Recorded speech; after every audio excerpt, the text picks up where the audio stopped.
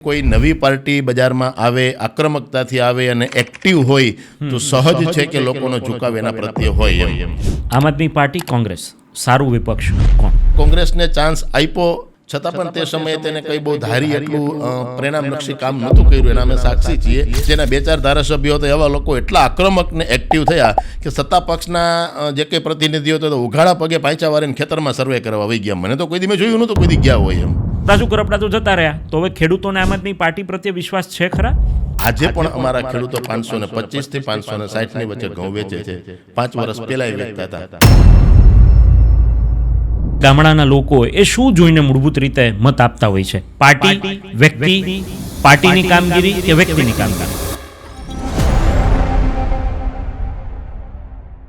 નમસ્કાર, હું છું ભૂમિત જાની. આપ જોઈ રહ્યા છો સત્યાર્થ મંથન. સ્થાનિક સ્વરાજ્યની ચૂંટણીના પડઘમ વાગવાની તૈયારીઓમાં છે અને 12,000 જેટલી સીટો પર, કુલ 12,000 જેટલી સીટો પર મતદાન થવાનું છે. ત્યારે તાલુકા પંચાયત, જિલ્લા પંચાયતની અંદર આ વખતે કયા મુદ્દાઓ પર મતદાન થશે? કારણ કે શહેરી વિસ્તારના મુદ્દા અલગ હોય છે, ગ્રામ્ય વિસ્તારના મુદ્દા અલગ હોય છે. ત્યારે ખેડૂતો એ કઈ પ્રકારના મિજાજમાં છે, ત્યાંના કઈ પ્રકારના મુદ્દાઓ રહેશે ને આ વખતે ખેડૂતો અને તેમની સાથે જોડાયેલા લોકો એ શું વિચારીને મતદાન કરવાના છે એ પણ મહત્ત્વનું બની રહેશે. કારણ કે 2021 પછીની આ પ્રથમ ચૂંટણીની અંદર આમ આદમી પાર્ટી પણ મેદાને છે, એટલે કે ત્રિપાંખીયો જંગ જામવાની સંપૂર્ણ શક્યતાઓ છે. અને જે રીતે સૌરાષ્ટ્રની અંદર આમ આદમી પાર્ટી એનો દબદબો વધારી રહી છે, તેનાથી ક્યાંક એવી શક્યતાઓ છે કે આમ આદમી પાર્ટી કાઠું કાઢી પણ જાય. પરંતુ એ તો પરિણામ બતાવશે. પરંતુ અત્યારે શું પરિસ્થિતિ છે, ગામડાની અંદર કઈ પ્રકારનો માહોલ છે, કયા મુદ્દાઓને લઈને ખેડૂતો અને તેમની સાથે જોડાયેલા લોકો, તેમના પરિવારો એ કયા મુદ્દાને ધ્યાને રાખીને મતદાન કરશે,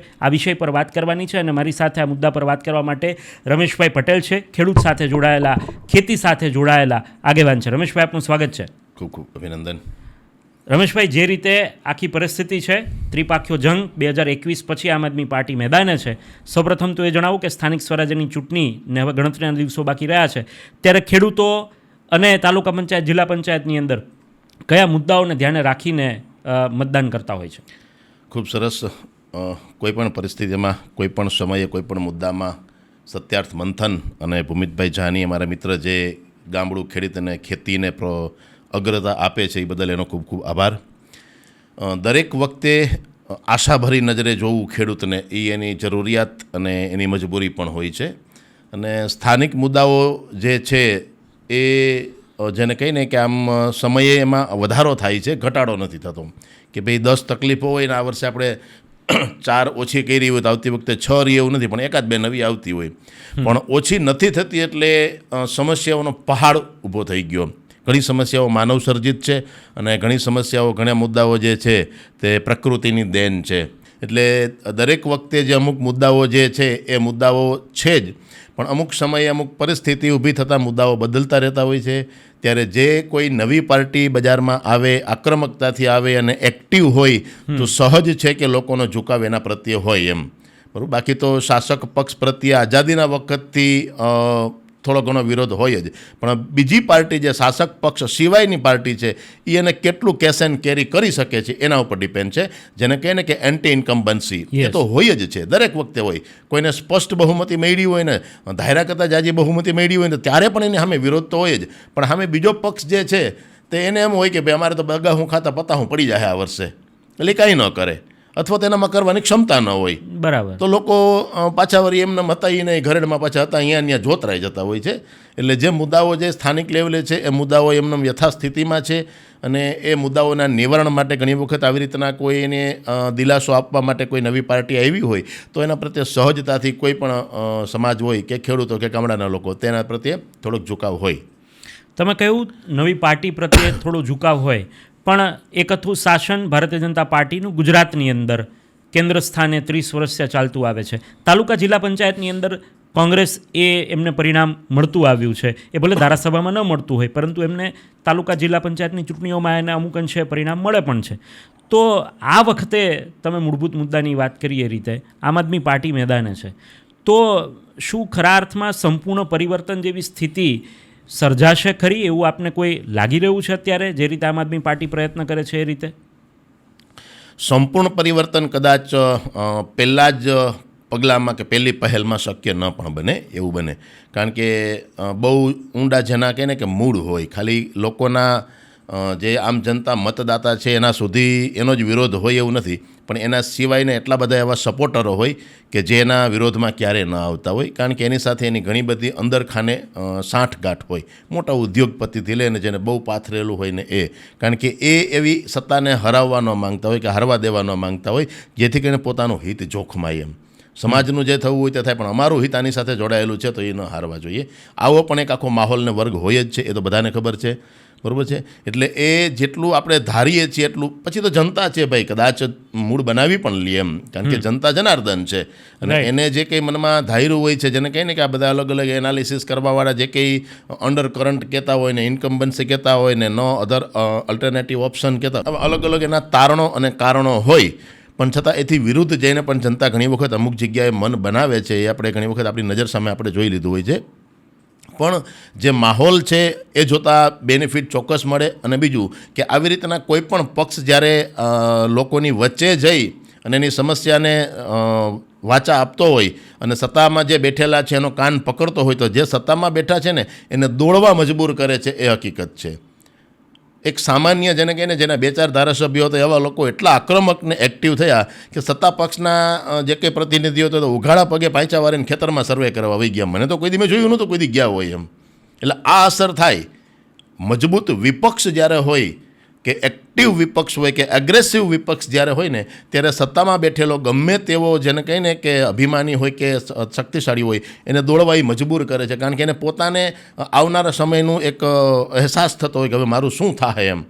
એટલે જ્યારે કોઈ વિપક્ષને સરકારની લગોલગનો પાવર મળતો હોય, જેમ કે આપને ખબર છે કે કોંગ્રેસને આજ 2016ની અંદર તાલુકા પંચાયત, જિલ્લા પંચાયત, કોર્પોરેશનમાં, ઇવન ધારાસભામાં પણ 17માં વિપક્ષને પણ એમ કહીને કે આમ લગોલગ આપી દીધી હતી. તો પછી પ્રજાને અપેક્ષા હોય કે હવે આ કંઈક કરશે, તો એની નિષ્ક્રિયતાએ એને મારી નાખી છે.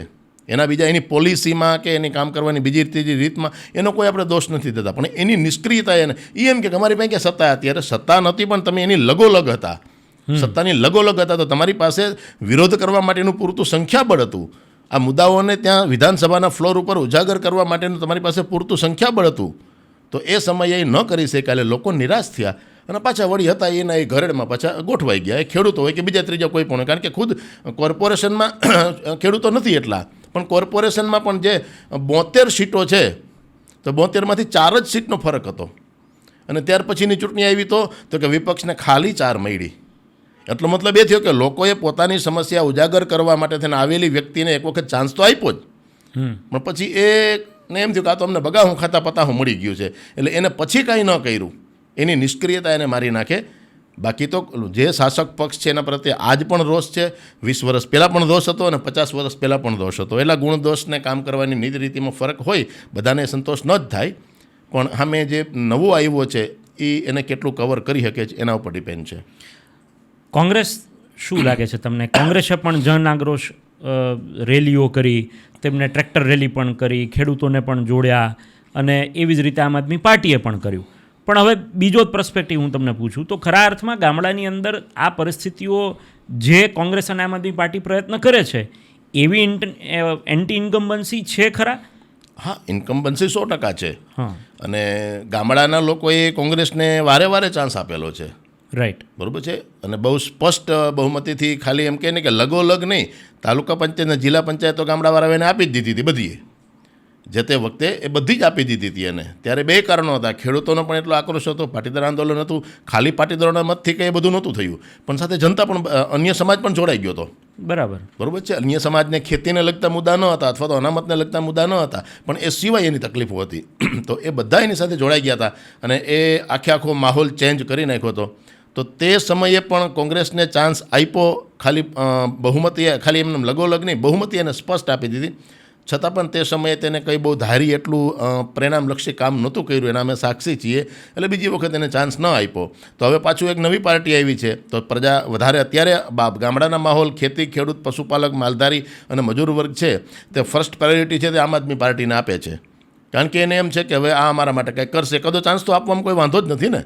બરાબર છે, કોઈને પણ આપવામાં વાંધો નથી. સતત વર્ષોથી આમ આદમી પાર્ટી કામ કરતી હોય સત્તામાં, અથવા કોંગ્રેસ કામ કરતી હોય અને ભાજપ આવે તો ભાજપને પણ આપવામાં વાંધો નથી. કોઈ પેધી ગયેલો હોય તો એનો કાન પકડીને એને સબક શીખવાડવો હોય તો જરૂરી છે એમ. તો અત્યારે ભાજપ છે એનાથી થોડાક આપણે બધા એટલા અકળાઈ ગયા હોય અને કોંગ્રેસને તો એને આપણે ચાન્સ આપી દીધો, તેને કંઈ કર્યું નહોતું અને પાછો કોંગ્રેસમાંથી પલટીને પાછા ભાજપ પાસે ગયા હતા. અને પાછી જો આમ આદમી પાર્ટી એવી છે, એક્ટિવ છે, એગ્રેસિવ છે, વિધાઉટ એની પાવર પણ એને એના અમુક કામ કરી બતાવ્યા છે. સત્તામાં ન હોય એટલે વિધાનસભાની અંદર અમુક નિર્ણયો, અમુક ઠરાવો કે અમુક પોલિસી ચેન્જ કરવાની હોય ન થાય. બરાબર છે, એમ કે ખેડૂતોના ભાવ કેમ ન અપાવ્યા, વિધાનસભામાં તો ધારાસભામાં તો એ બેઠો છે, પણ ન, એ પોલિસી ચેન્જ કરવાની વાત છે. એટલે કોઈ એક બે વ્યક્તિથી ન થાય, પણ બીજાને વિરોધ શાસક પક્ષમાં છે ને દોડતા કરી દીધા. જે ત્યાં વિધાનસભામાં શું ચાલે છે એ પણ એને બતાવી દીધું. લોકોને કીધું કે ભાઈ અમને તમે મોકલા છે જ્યાં આટલી મહેનત કરીને, ખર્ચ કરીને, આટલી અપેક્ષાથી, તો અહીંયા શું હાલે છે. એને એટલા બધા પ્રશ્નો પૂછ્યા. રોજ વિધાનસભામાંથી બહાર આવીને એમ કે આજ મેં આ પૂછ્યું ને મને આ જવાબ આપ્યો, નાનો જવાબ ન આપ્યો. તો એટલે આટલા બધા ધારાસભ્યો હતા, કોઈ દિવસ કેમ કોઈએ પૂછ્યું નહીં. અહીંયા મેં હું પૂછ્યું ને મને હું જવાબ મળ્યો કે મેં પૂછ્યું એનું શું સારું પરિણામ આવ્યું, એ પણ કોઈ ધારાસભ્યએ ન કીધું. ખાલી નીચી મૂંડી કરીને હાલ્યા જાય, નીચી મૂંડી કરીને પાછા બહાર આવે, ચૂંટણી આવેલા પાછા મત લેવા આવી જાય.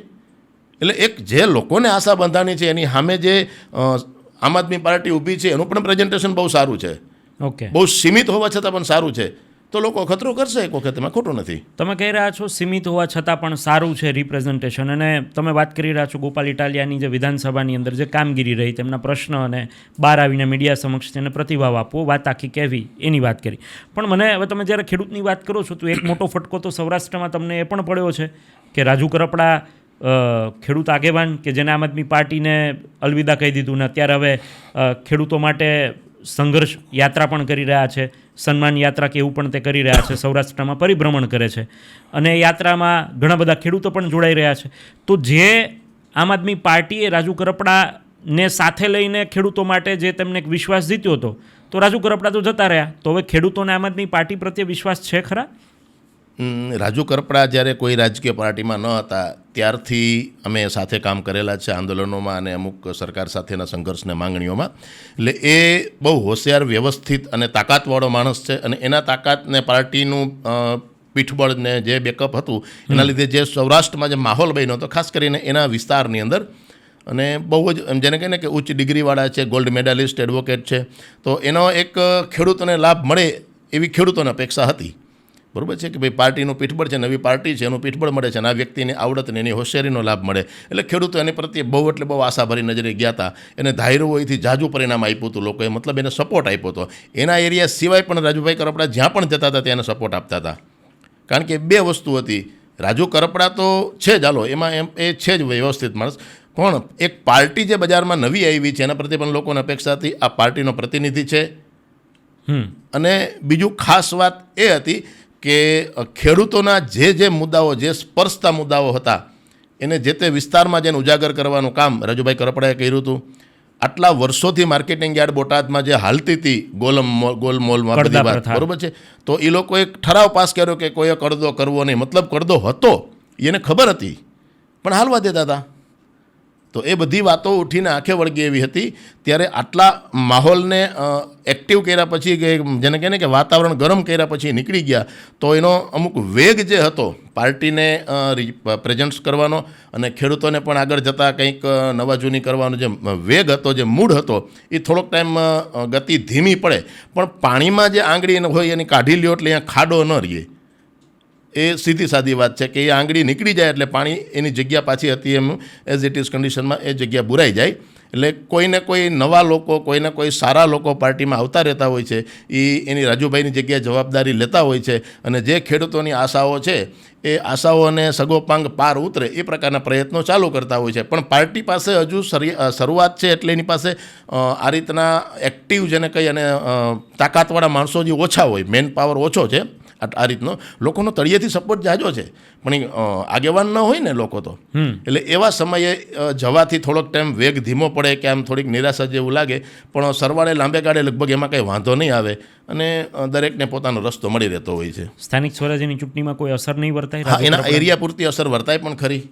જે સ્થાનિક એરિયાની અંદર જે એને કામ કર્યું હતું ને એ એરિયામાં એને વધારે ફોકસ કર્યું હતું, એ એરિયામાં ચૂંટણી લડ્યા પણ ખરા. આવનારા સમયની અંદર પણ એને ચૂંટણી લડવાની ગણતરીઓ પણ હતી એ જે તે પાર્ટીમાં હતા ત્યારે. તો એ એરિયા પૂરતી પાર્ટી જે છે તે બીજો કોઈ પ્રતિનિધિ એમાં મૂકે તો પણ કદાચ એ વ્યક્તિ જેટલું ઉકાળી ન પણ શકે એવું બને.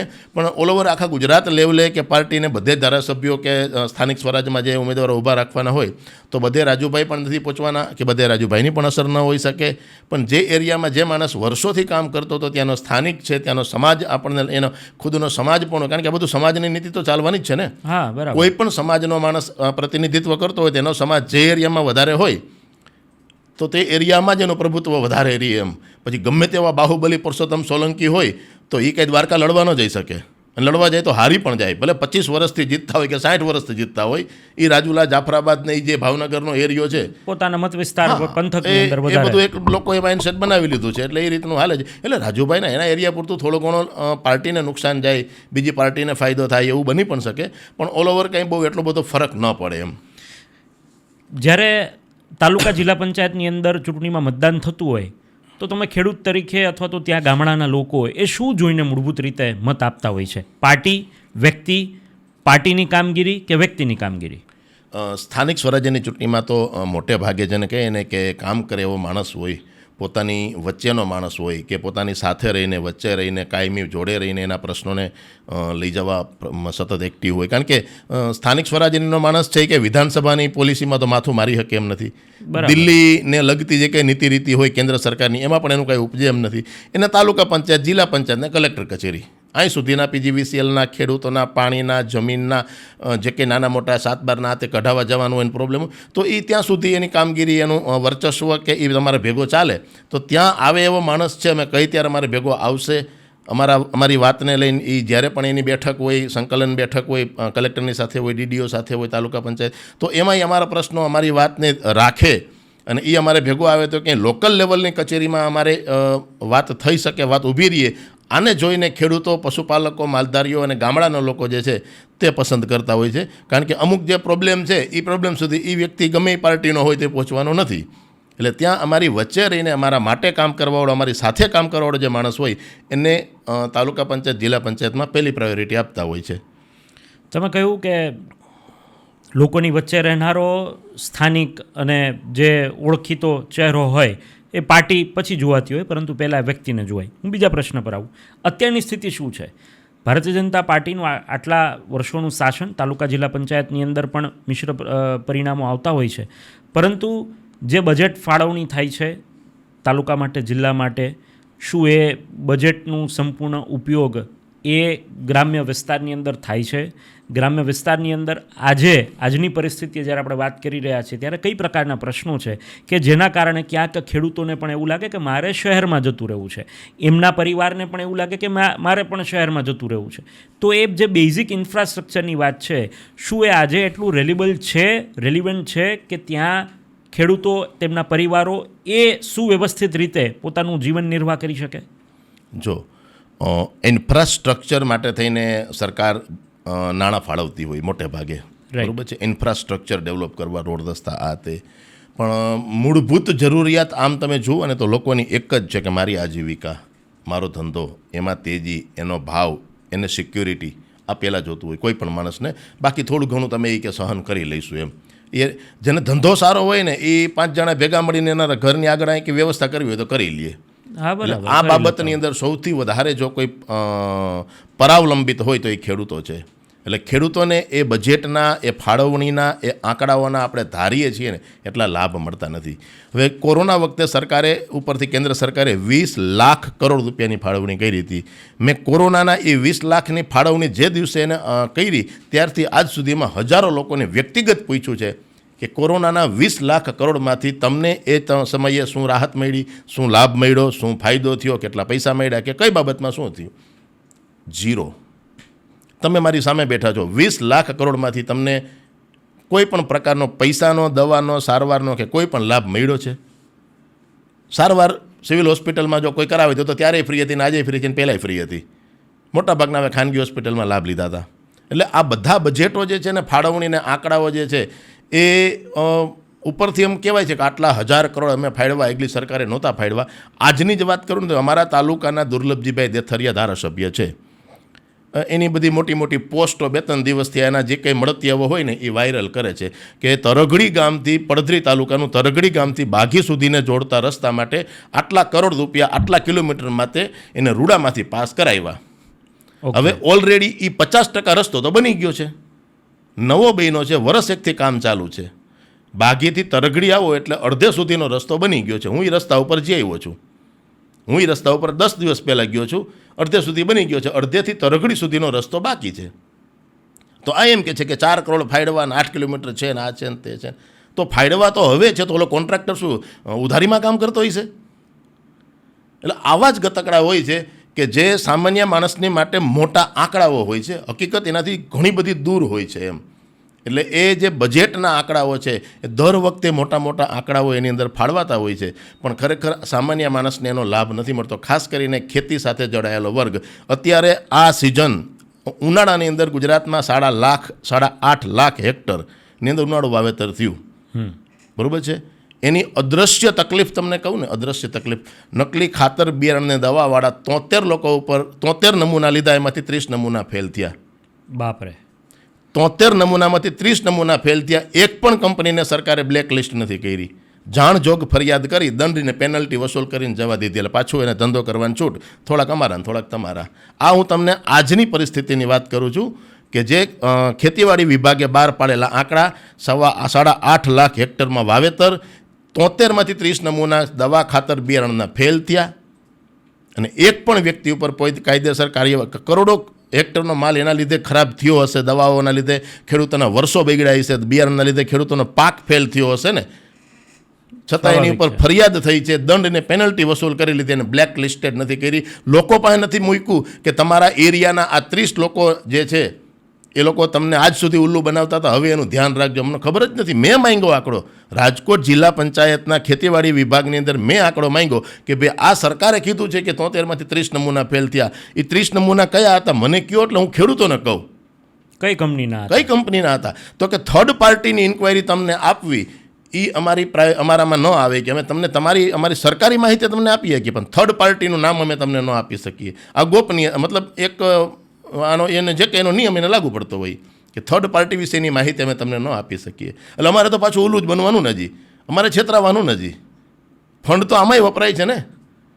આ જિલ્લા પંચાયત નવી આવડી મોટી બનાવી છે, તો એ લોકોની સુખાકારી માટે સરકાર 200-500 કરોડ ફાળવા છે. અહીંયા બેઠા છે, આ તો નથી કરી શકતા કે આની ઉપર ફરિયાદ કરો, એ કાયમી માટે તેને આવું ખોટું કરતાં બંધ થાય, અને લોકો છેતરાતા અને લોકો એની ભોળવાતા બંધ થાય. એવું આ મારો જાત અનુભવ કહું છું હું તમને, કે જ્યાં હું રેગ્યુલર જઈને જોઉં છું, માંગું છું, એની પાસે ડિમાન્ડ કરું છું, એ વાત કરું છું. હું તમને હવાબાણની વાત નથી કરતો. મહારાજ ગામના રસ્તાની મેં તમને વાત કરી, જ્યાં પૈસા ફાળવવામાં આવે છે. એક્ઝેક્ટલી, બરોબર છે. એટલે હું વિપક્ષ તરીકેનો કોઈ મુદ્દો નથી કહેતો, પણ જ્યાં હું કામ કરું છું, જ્યાં જોયું છે, જ્યાં ફીલ કરેલું, એની મેં વાત કરી. એટલે આ બધા આંકડાઓ જે છે ને તે આ પ્રકારના હોય, બજેટના જે છે તે.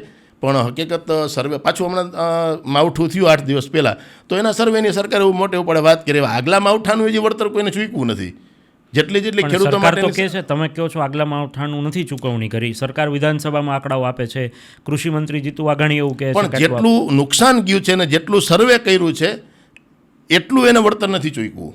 એને એના જે કંઈ એને નોર્મ્સ પ્રમાણે, એના નિયમ પ્રમાણે આવતું હોય તો એને ચૂક્યું છે. અને બીજી વિસંગતતા જે છે એ તો છે જ, આપણને ખબર છે કે આખા એરિયાની અંદર જ્યાં એને માપ્યું છે ત્યાં વરસાદ નથી, તો બીજા ત્યાં ભલે ને રહ્યો એ ન મળે, કારણ કે આખા તાલુકા વાઇઝ એક જગ્યાએથી એને લેવાનું હતું. ક્રોપ કર્યો, સર્વે કર્યો, તો એ જે વિસંગતતા છે કે તમારી ગાડીને નુકસાન થયું છે, તો પર્ટિક્યુલર તમારી ગાડીનું એ લોકો ઓબ્ઝર્વેશન કરે, એનો છે કે નિષ્ણાંત માણસ આવે ને પછી વીમો પાસ કરે. બીજાની ગાડીને આવો જ રિપોર્ટ હતો, તેના આધારે તમારો રિપોર્ટ ભરી ન શકે નહીં. તો ખેડૂતોને, તમારા તાલુકાની અંદર 35,000 ખેડૂતો છે, તો 35,000માંથી 4 લોકોનું સર્વે કર્યું, એને ઓછું નુકસાન હતું, તો આખા તાલુકાના બધા ખેડૂતોને ઓછું નુકસાન ગણવાનું. તો આ વિસંગતતાને તોડવા માટે શું કરવું પડશે એને? એના માટે બધી વ્યવસ્થા થઈ શકે એમ છે. તમને પણ ખબર છે, અમે પણ એની પાસે બહુ તાર્કબદ્ધ દલીલો, રજૂઆતો કરેલી છે કે આમને નામ કરીએ તો ખોટા નિર્દોષ માણસ આની અંદર ન કૂટાઈ જાય. પણ એ કંઈ નથી કર્યું. અને રેન્ડમલી, એકમાત્ર આ રેન્ડમલી શબ્દ જે છે ને, એકમાત્ર આ પૃથ્વી ઉપર અને આ દેશમાં ખેડૂતો માટે જ છે. બાકી ક્યાંય કોઈને રેન્ડમલી શબ્દ લાગુ પડતો નથી. ક્યાંય કોઈ ભાવ બાંધવામાં, ક્યાંય કોઈ વળતર આપવામાં, ક્યાંય કોઈ સહાય કરવામાં, બીજાને એ જે તે વ્યક્તિગત પર્ટિક્યુલર વસ્તુને, વ્યક્તિને, કારખાનાને, મિલકતને એ સર્વે કર્યા પછી, એનું એનાલિસિસ કર્યા પછી અહીંયા સીલ મારે. એક કન્ટેનર તમે એક્સપોર્ટ કરો ને, તો એનો માણસ આવે, અધિકારી આવે, અને એને માલ ચેક કરી, બિલ ચેક કરીને પછી એને સીલ મારે. હવે આ વીમાપાત્ર છે આ કન્ટેનર, તો બધા કન્ટેનર વીમાપાત્ર છે એમ કહી દઈએ તો, અથવા તો આ કન્ટેનર વીમાપાત્ર નથી તો બીજા એક કન્ટેનર વીમાપાત્ર નથી એમ કહી દઈએ તો હાલે? તો કે ત્યાં ન ચાલે, ત્યાં રેન્ડમલી ન ચાલે. એક કન્ટેનરને સીલ મારે ચેક કરીને, એક કન્ટેનરને. ત્યારે અહીંયા તો કે રેન્ડમલી 600 ગામ છે, 50 ગામમાં સર્વે થઈ ગયું એટલે બાકીના 550 ગામને તો કે એ પ્રમાણે જ મળશે.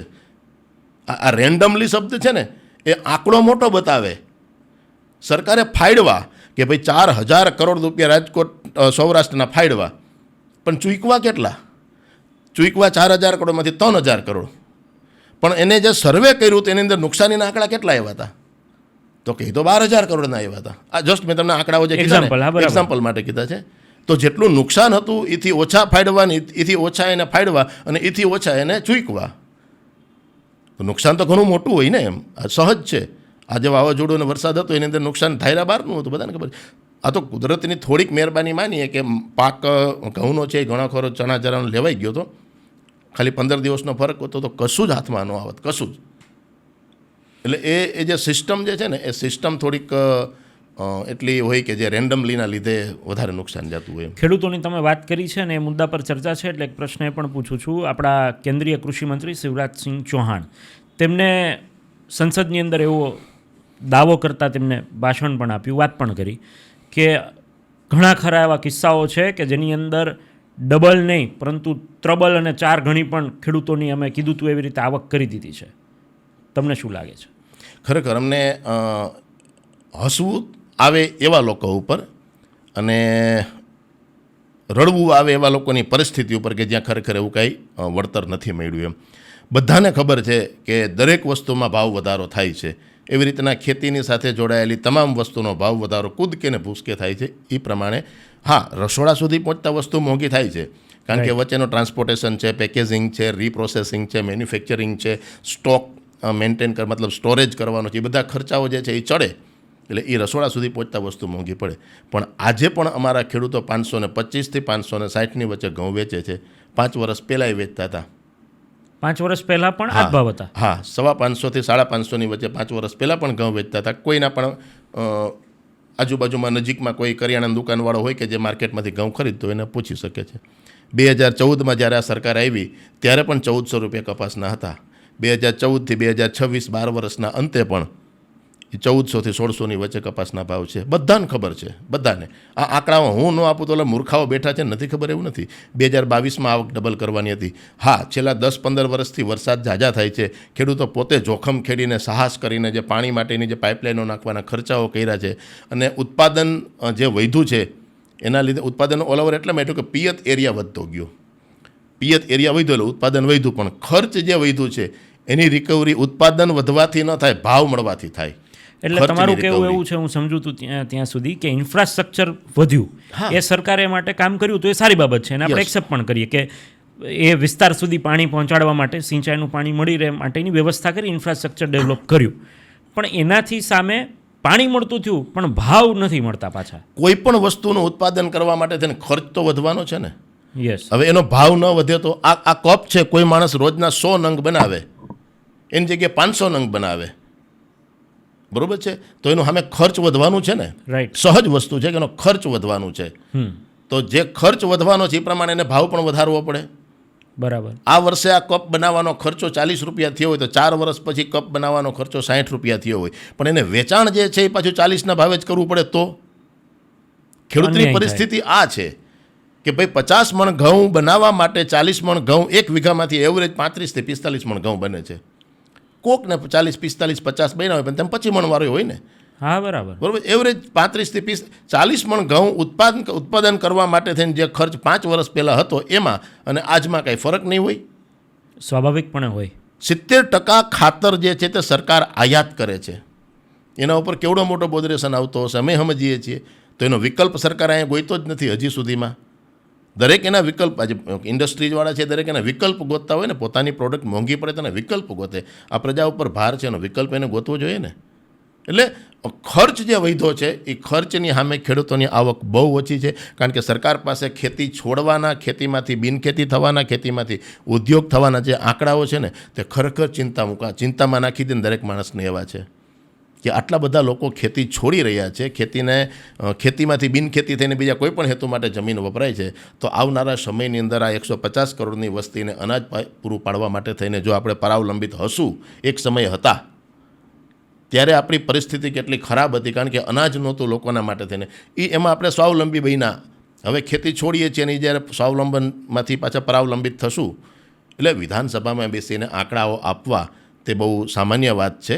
અમુક એવી વસ્તુ હોય છે કે જે વસ્તુ રીડ કેસમાં બનતી હોય છે, તો એ વસ્તુનું ઉત્પાદન જે છે ને એનો રેર ઓફ એરિયો તમે ગણો કે રેર ઓફ એનો પર્સન્ટેજ ગણો ને, તો એ આખા ખેતીના સ્ટ્રક્ચરની અંદર 0.5% પણ માંડ હોય. આપણે જે એવરેજ ધાન પાકો છે કે મગફળી છે, કપાસ છે, ઘઉં છે, ચાવલ છે, એની જ ગણતરી કરી શકીએ ને. કોઈ સફેદ મૂસળી વાવી હોય અને એ વીઘાની અંદર 1.5 લાખની આવક દે, તો સફેદ મૂસળી મારા ગામની અંદર કોઈ દી વાવી નથી, મતલબ તાલુકાની અંદર કોઈ, મતલબ એ પાકને આની યાર ગણાય થોડું કંઈ ન જ ગણી શકાય. એવરેજ જે પાકો અત્યારે 90% વિસ્તાર દબાવીને બેઠો હોય કે એટલે 90% વિસ્તારમાં જેનું વાવેતર થતું હોય, એની સાથે આપણે ગણતરી કરી શકીએ. સામે જેની જરૂરિયાત વધારે છે, કોઈ મશરૂમ વાવીને 2 લાખ 5 લાખ કમાણો હોય તો આની યાર થોડી ગણતરી કરાય છે. એટલે બધા ભ્રામક આંકડાઓ છે, લોકોને ગેરમાર્ગે દોરે છે, અને એની સાથે જોડાયેલા લોકો જે છે તે મોટા પાયે પાછા સોશિયલ મીડિયાની ગેંગ જ છે, આખી આ પ્રોપોગેન્ડા જ છે, એ પ્રચાર કરવાનું ચાલુ કરી દે કે ખેડૂતોની આવક ડબલ 4 ગણી 6 ગણી થઈ છે. ખરેખર કોઈની આવક વધે ને તો એ માણસ એ કામ છોડીને જાય નહીં. કોઈ પણ ધંધાની અંદર એની આવક સારી હોય તો એ કામ છોડીને જાય નહીં. લાખો ખેડૂતો ખેતી મૂકી અને ગામડામાં જાય, મજૂરીમાં જાય, ફેક્ટરીમાં જાય, નોકરીમાં જાય. એના કારણો મેઇન તો એક જ છે ને કે ખેતીમાં વળતર નથી. એટલે એ શિવરાજસિંહ ચૌહાણ જે છે એને એના મળતિયાઓ મામા કહે છે, અને શિવરાજસિંહ ચૌહાણ છે એ જનતાને મામા બનાવે છે. બીજું કાંઈ છે નહીં આની અંદર. અંતિમ પ્રશ્ન પર આવું છું. આમ આદમી પાર્ટી, કોંગ્રેસ, સારું વિપક્ષ કોણ? અત્યારે જે લોકોના મુદ્દાઓને ઉજાગર કરવામાં, એક્ટિવ રહેવામાં અને વિપક્ષનો મતલબ સત્તા પક્ષનો કાન પકડવામાં જે છે તે આમ આદમી પાર્ટી ટાંચા સાધનો હોવા છતાં, ઓછું નેટવર્ક હોવા છતાં એમાં બીજા કરતાં આગળ છે. કોંગ્રેસ જેટલું એની પાસે નેટવર્ક નથી, એટલા બધા બીજા રાજ્યોની કે અહીંની જૂની સત્તાઓ એની પાસે છે નહીં, એટલું બધું કાર્યકરોનું સંગઠનનું નેટવર્ક નથી એની પાસે. છતાં પણ ઓછા સાધનો હોવા છતાં એટલા માટે કહું છું હું તમને કે ઓછા ટાંચા સાધનો છે, ઓછું મની પાવર છે, મસલ પાવર છે, મેન પાવર બધું ઓછું છે, છતાં બીજા કરતાં જો એ એગ્રેસિવ હોય અને લડાયક મિજાજથી કામ કરતા હોય તો લોકો એની પ્રત્યે જે આશા સેવી છે એ સાચી છે. એટલે કોંગ્રેસની પોલિસી કે નીતિ રીતિમાં આપણે કોઈ શંકા નથી કરતા. એક સમયે દેશને ઘણું બધું કોંગ્રેસે આપ્યું જ છે, એટલે એ કાબિલે તારીફ છે. પણ અત્યારે જે પક્ષ છે એ ત્યારે નહોતો, એટલે એનો એ વાંક નથી. બરાબર છે? એનો વાંક એટલા માટે નથી કે આ પક્ષ ત્યારે ન હતો, તો હવે એ ત્યારે કોંગ્રેસે કર્યું હતું તો બીજો નહીં જ કરે એમ આપણે કેમ માની લેવાનું? રાઈટ. બરાબર છે? એટલે એ બાબતની અંદર અત્યારે જે આમ આદમી પાર્ટી છે એના પ્રત્યે લોકોને આશા છે, લોકોને એના પ્રત્યે ઝુકાવ છે, અને સામે પક્ષે તે પણ એટલા 4 લોકો હોવા છતાં એ 400ને ભારે પડે ને એવું એ કામ કરી રહ્યા છે. ચોક્કસથી અમારી સાથે જોડાયા અને વિસ્તૃત ચર્ચા કરી બદલ આપનો ખૂબ ખૂબ આભાર. તો આ હતા રમેશભાઈ, જે ખેતી સાથે જોડાયેલા, પોતે પણ ખેડૂત છે અને તેમને વાસ્તવિકતા આવનારી સ્થાનિક સ્વરાજ્યની ચૂંટણીમાં તાલુકા પંચાયત, જિલ્લા પંચાયતની અંદર કયા મુદ્દા પર લોકો મત આપશે, કઈ પાર્ટી વધુ સ્ટ્રોંગ છે, કોણ વધુ વિપક્ષ તરીકે સબળ છે અને કોને લોકો વિકલ્પ જોવે છે, આ મુદ્દા પર તેમને વિસ્તૃત માહિતી આપી છે, ગ્રાઉન્ડ રિયાલિટી તેમને કહી છે. જો કે અમે અહીંયા બેઠા બેઠા જ્યારે વાત કરી રહ્યા છીએ ત્યારે અનેક દર્શકો જે ખેતી સાથે જોડાયેલા છે તે પણ અમારી વાતો સાંભળતા હોય છે અને તેમના પ્રતિભાવ આપતા હોય છે. એ પ્રતિભાવો ઉપરથી અમે લોકો વિષય નક્કી કરી અને આપના સુધી આ ચર્ચા પહોંચાડવાનો એક નાનો અમથો પ્રયત્ન કરીએ છીએ. આપને આ વિડીયો કેવો લાગ્યો, આપના પ્રતિભાવો ફરીથી કમેન્ટ બોક્સની અંદર જણાવવાનું ભૂલશો નહીં. ફરીથી મળીશું નવી વાત અને નવા મુદ્દા સાથે, સત્ય અને તથ્ય સાથે આ જ પ્રકારે ગ્રાઉન્ડ રિયાલિટી આપના સુધી બતાવતા આવશું. અત્યારે બસ આટલું જ. મને આપશો રજા. નમસ્કાર.